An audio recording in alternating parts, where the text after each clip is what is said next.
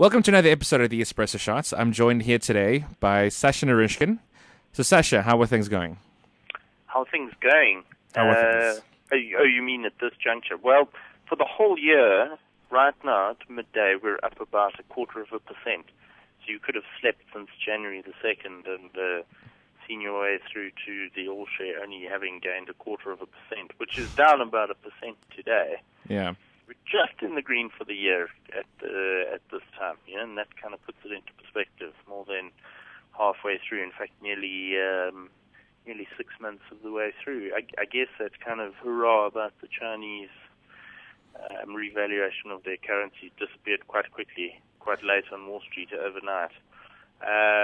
With regards to kind of any key data out today, there was a German business climate index, which is it's up there. Consensus, yeah. And then in a South African context, of course, there was that jobs for the first quarter in which we lost. What was it? 79,000 jobs. 79, and we were expecting. I have no idea. My expectations were exactly in line with the release. Okay. I think so. What's the difficulty with Spain? Obviously, the PIIGS aren't doing that well at the moment.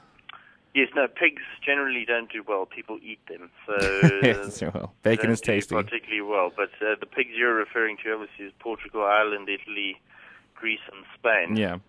Although their football sentiment might be improving a little bit. Yeah. But on the economic side, not doing that well. Economically, yeah. Well, Spain, remember last week managed to get away a bond, and it depends where you are. If anybody's got any time, go and do a search for a Jim O'Neill interview in which he kind of put it into perspective. He said, like, when he was visiting the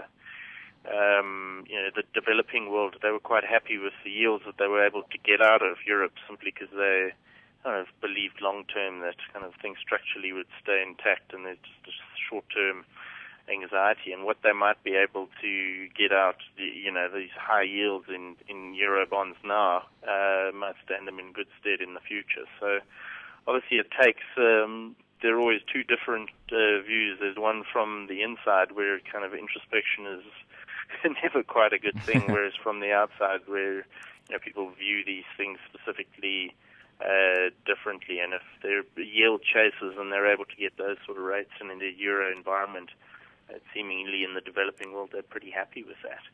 But for the time being, I guess maybe our market will wind down in the afternoon, all leading up to that big kickoff in Bloemfontein.